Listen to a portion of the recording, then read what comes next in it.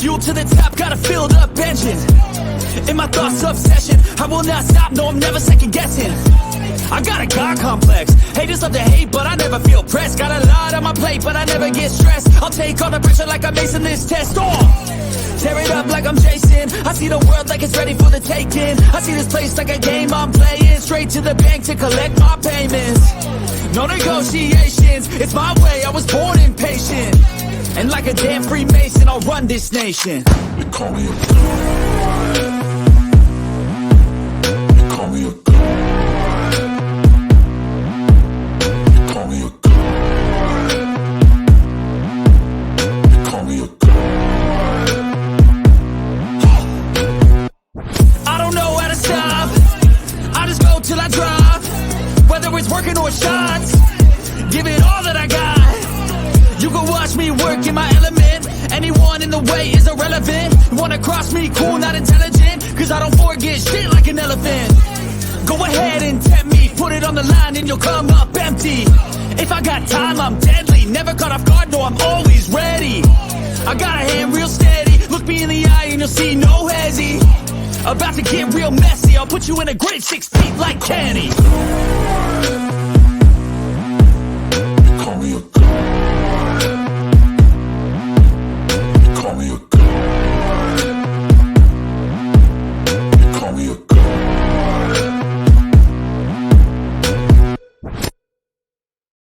What is good, everyone? It is your boy, Reckless Ray De Niro, and we are back at it again with another episode of Future Financial Strategies. Gotta look at the calendar because I never know what day it is. This will be hitting you on Thursday, the 15th of February. I think it's isn't that Valentine's Day? Yeah, happy Valentine's Day. The Valentine's Day special. Good guy. Might make a Valentine's Day thumbnail. Big Valentine's. You know what I'm saying?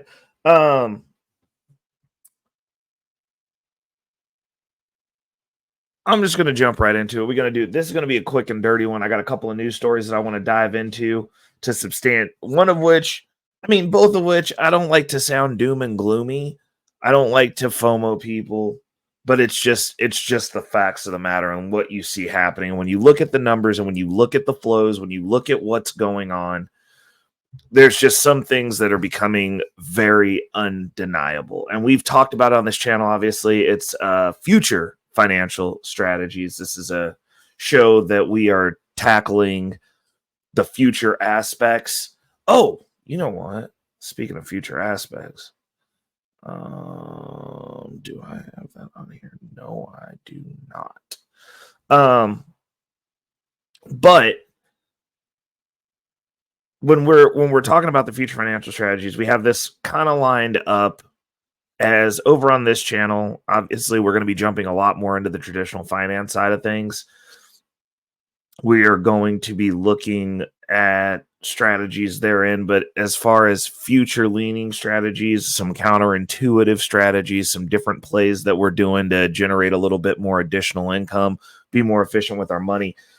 It's as far as the crypto stuff, we have crypto portfolio updates for the deep dive in that, but we do speak on Bitcoin and sometimes Ethereum over on this channel. I leave the rest of it over for the crypto portfolio updates. And for those of you who are tapped in and looking to take your investments to the next level, those of you in circa 84 get a little bit of something else that nobody else gets. If you're in the bag chasers, that's another level of access. That is Anton Daniels, bag chasers of Anton Daniels of AntonDaniels.com. Not anything that is mine. But they do get first dibs on some of my content. But I do touch on Bitcoin. And the reason I touch on Bitcoin is because as a financial strategy, I don't go into the weeds. I don't go into the super duper high risk stuff. But I'll always touch on Bitcoin because it's a stalwart. It's consistent. It's passed the Lindy test. It's been the best performing asset in the last decade. Hands down. Nothing's come close. Nothing's beat it. Nothing. I mean, as far as I'm concerned, that's as futuristic of a financial strategy as you can get, as everything else is just going to be less efficient. But I don't need two shows that talk about the same thing. So we also, as as I've got it right now, I am very over leveraged into the cryptocurrency and Bitcoin space. So we are actively deleveraging into some traditional finance positions. We have our metrics where we're going to start switching over to look at the traditional financial portfolios and all the things that go therein. And we're going to be hitting those numbers this year because it's a bull run year. So I don't buy crypto the entire time straight through the bull run.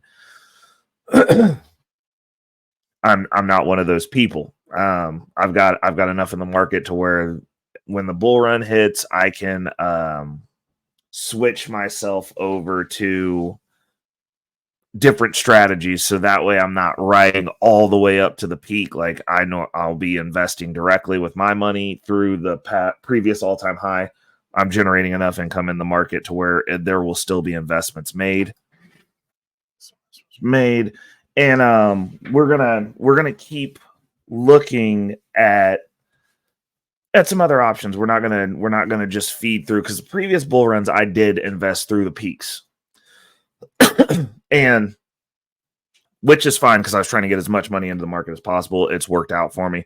But moving forward, I don't want to buy direct through the peak. I would rather get my brokerage account activated. You know, we've recently hit $100 in dividends pre me having to fire Citibank. So that's going to get a little hiccup in it, as I had to move all that money over, and we only did the first buy, which was redeploying the home savings funds.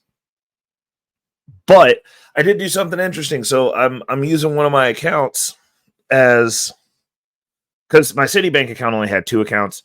When I switched back over to my Community America, I have 3 accounts that I can utilize. So I am switching one back over to one of the accounts back over to the savings for the next property. So I kept a little bit of cash in there. So I actually do have over $1,000 in the bank now. That's liquid for the liquid guys. And now that Bitcoin has crossed back through the threshold of $45,000, all the money that comes into our dollar cost averaging, as long as it stays above that, will be going into our savings account. So it'll just be stacking cash until we can get enough accumulated over the 1,000 to buy another share of QQQ. But depending on where we're sitting in the market and how soon we're looking to deploy, we might be pulling cash back. So we don't necessarily know yet. So anyways, as we're looking to moving forward, we're gonna have some conversation about Bitcoin, but this one was kind of a big one. We're looking into the news and looking at the information that's coming through. We saw Bitcoin did their run back up this week. When it went down, apparently everybody thought that the show was over and to pack up our bags and go home and Bitcoin was dead. And we're going back to 20,000 and we're going back to whatever, which gave me a reason to do this show. Because, like, obviously we do have the Bitcoin holdings that we've specifically set aside that are supposed to be allocated as I've molded it as a hyper accelerated savings account, and we might cash out some of it. But I also have started thinking, I don't like selling Bitcoin ever. I even to get property, I don't like doing it.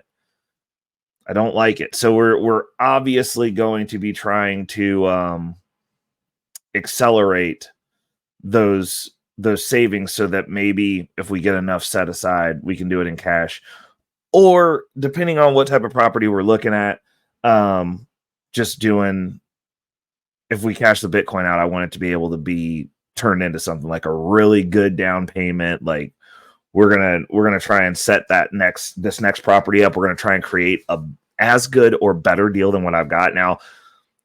The deal that I got on my first property, I got lucky. Like, obviously the preparation was there. I identified the property, but the circumstances of me coming into the property, I got a really great deal. It was one of those deals that was so good that the realtor even told me, they were like, look, this is the best deal this is one of the the best deals to be had in the city right now.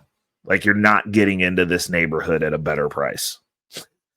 So I don't know that I'm going to be able to create that deal, but from a payments perspective, setting up the next house hack, I would like to, I like zero deals. I like zero out deals. I like it where I zero out, like if I can get into the property for free and it eliminates the largest expense that most Americans have, which is your housing.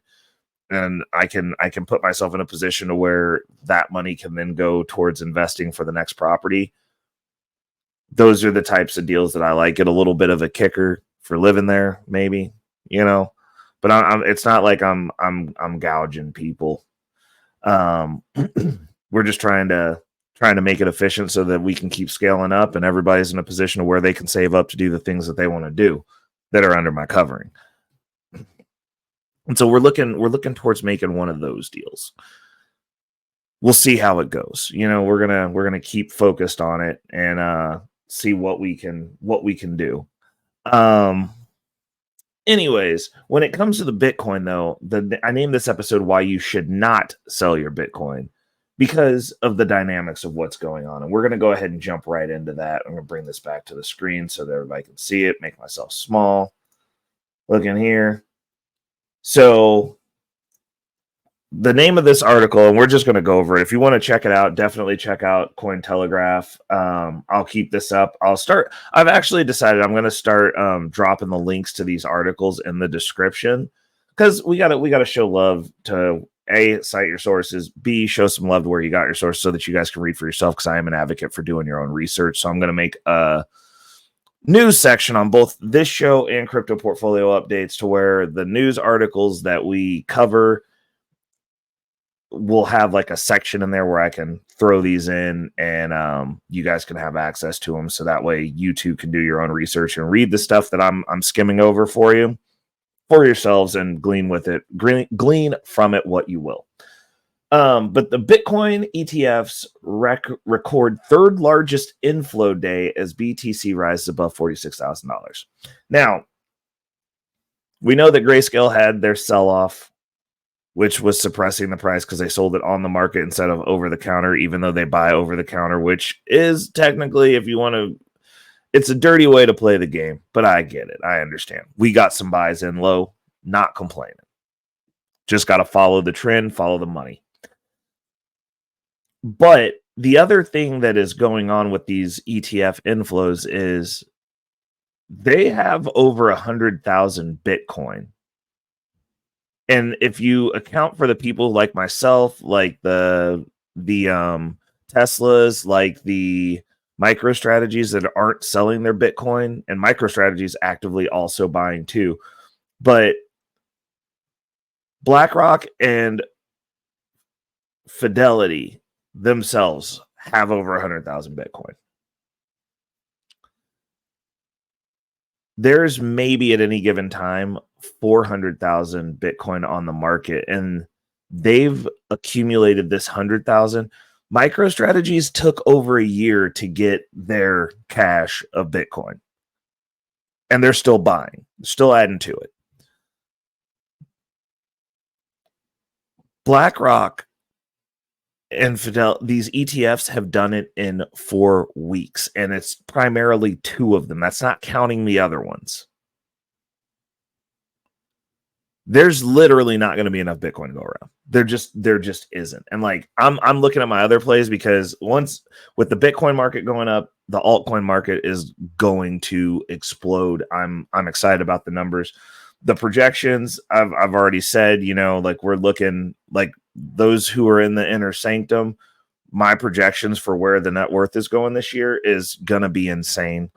There's just not enough, and it's like people who are waiting for a better entry point. There's no better entry point. And the people who are trying to swing trade are generally just having to buy back and having their Bitcoin, how much they can get a hold of, whittled away.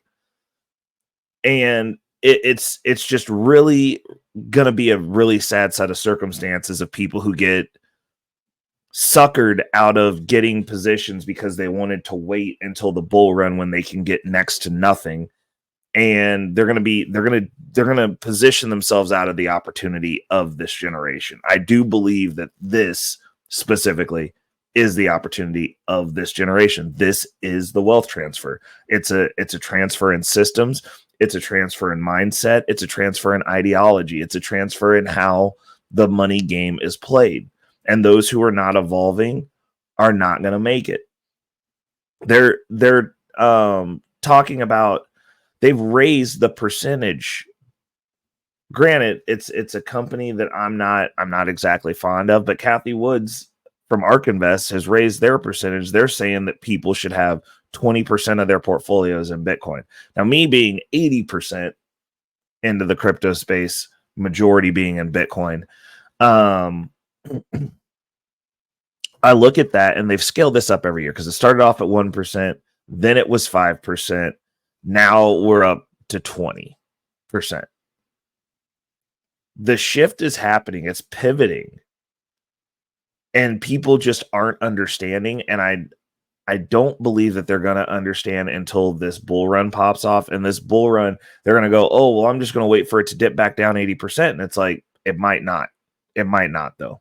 This could be the door slamming on you. Because if the ETFs are buying and they're not selling, and these companies are buying and they're not selling, and people like myself are buying and not selling, and there's people who have more Bitcoin than me as an individual that are buying and not selling, then how does the price go down? Because previously it was mainly individuals in the market, and at the end of the year there were dump offs. This was not ETFs buying and selling at the end of the year. It was people. It was a lot of people. Now, if all those people are selling, and institutions and all of these businesses and people are buying and not selling, where does the dip come from? It's just like the price goes up, it goes up, it goes up. But like, in order for it to go down, someone has to sell. Someone has to complete that transaction. And I've got a feeling that the nature and the swings of this market are getting ready to change forever. And that's not to scare people, because I tell people, like, get it how you get it, but understand that this is where the ball is going. And if you're not going to be there, then you're not going to have the results that some of those people who you are going to perceive to be lucky are going to have, because we've been doing this. I've been doing this for 10 years, even while people were calling me crazy, even while people were saying you can't spend Bitcoin on anything. People are still in 2024 saying that you can't spend Bitcoin on anything. It's like, do some research, man. Like, I don't know what to tell you. But we're in these spaces in this narrow window of time to where there's a big transition happening, and people are not with it. Like, we're focused on everything else. And like I said, like we've already had this discussion. You're also being robbed out from underneath you via inflation, via the horrible policies that are going on right now. And you are being robbed as an American citizen. And this might be the only opportunity, one of the few opportunities to come out of this as unscathed as possible. So, just something to think on. And I mean, another option that I'm also mulling around in regards to what we're doing with this money is, if I decide to turtle down, we might be taking a big chunk out of the principal for this property. That's another option.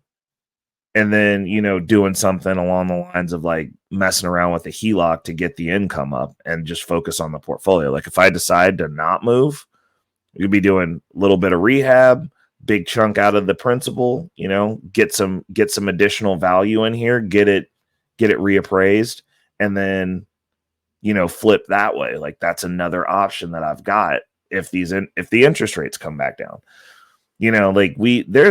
That's the beautiful thing about owning a home and actually utilizing it and looking at it as a tool versus just something that you live in. Most people just view their primary residence, buy as much house as they can, their house poor, and then they're just complaining about their house.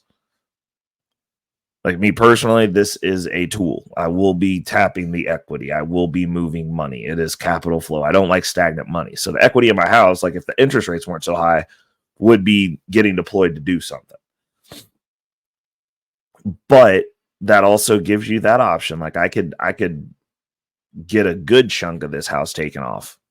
Another chunk of it once this stuff runs, because we have the savings, we have the consistent thing that we're utilizing to move the needle forward on that. We're using the credit lines, we're using those, we're making stuff happen with that.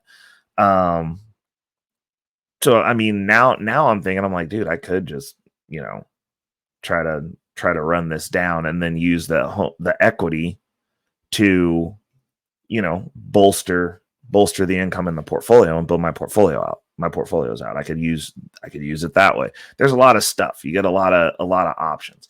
But speaking of getting robbed, let's talk about why we are getting robbed. Found this article. It's pretty interesting. I always try to throw something about the economy in here. And looking at Business Insider, the U.S. economy will grow an extra $7 trillion over the next decade due to immigration, the CBO says.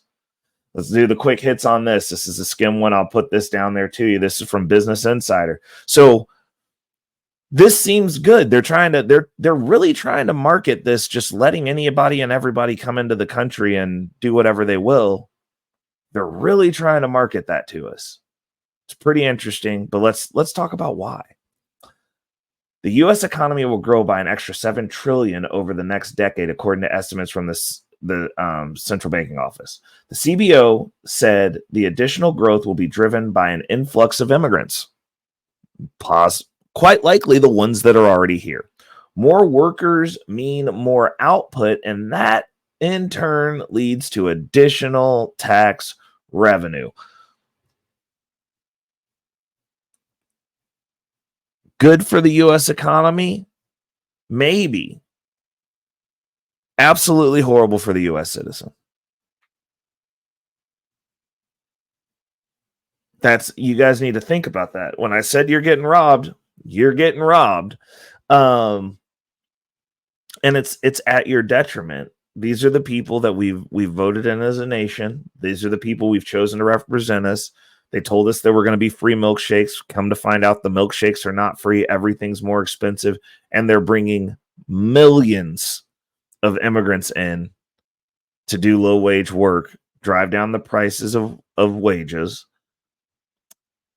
to generate additional tax revenue at the expense of the citizens who are born here and the people who legally immigrated here. It's undercutting them. This is another way to kick the can down the road. And this is the reason that I say you've got to be fully aware of the game that you're playing. You have to be financially literate. It's not an excuse now. There's no excuses. You got to have a financial plan. If you're not talking about money, you should be. It is affecting you. You are losing it daily. You are being robbed. It's not going to get better. You have to be looking at what these administrations, because there's no teams here. This is something that's been consistently going on both sides. It's just right now it's really bad, and it's predominantly one side that's in control that's doing it blatantly in your face. And you got to acknowledge that. You've got to sit yourself down and look at what's going on and be like, yeah, like this is terrible. This is bad. Bad news bears. And you've got to shore up your ship, because as far as changing this, until enough people get their ships shored up within their own home, their finances worked out within their own home, their affairs organized within their own home, we're not going to be able to challenge this. What you got to do is you got to put yourself in a position to survive this without becoming homeless, without becoming destitute. These are the things that we need to be paying attention to, and we need to be doing the work. Those of you who are trying to live the bare minimum lifestyle, good luck. Like, you better be attached to somebody who's stable, because bare minimum ain't going to cut it for what they have coming for us. It's just not going to be enough. And I think that's where we're gonna close the episode out there, because that was everything I had to say. We got a solid 30 minutes here. Let's round out 30 minutes total. Good quick hit. Tap in with me down in the comments. Let me know what your thoughts are. We're switching the time that these are going to be dropping. We're switching them into the morning for our friend Quantum Metaphysics, because she said she liked it in the morning. I was like, she got on there and immediately started chatting. I was like, bro, I'll drop this in the morning. Like, we can experiment with it in the morning for a few weeks. So we're gonna hit the morning algorithm. We're gonna get these dropped nice and early to test and see if people like that better, having it throughout the day.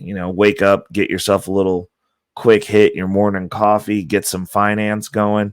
Because the way that I look at it, and the way that I've always looked at it, is ideas in, ideas out. The more ideas you have, you don't have to just listen to me. I don't have all the answers. Matter of fact, I'm not even telling you any answers outside of what I've found for answers for myself. But you take the pieces that work for you and you apply them based on your goals and what you're trying to do. I'm not trying to ascribe a plan for you. I'm telling you some stuff that's working for me and my strategies around those things. That's not financial advice. That's just a dude talking on the internet. But you should definitely follow up everything with doing your own research and figuring out what will work for you. Because, as I always say, the math is the math. Wealth is something that's very, very trackable. Wealth is something that is just math. Your strategy either works or it doesn't, and whether it works or it doesn't because of math. If the numbers go up, your net worth goes up, it worked. If the net worth goes down, it doesn't. It's that simple, people. It's great. It's a great way to let people know and let yourself know how you're doing. Like, we keep score on this.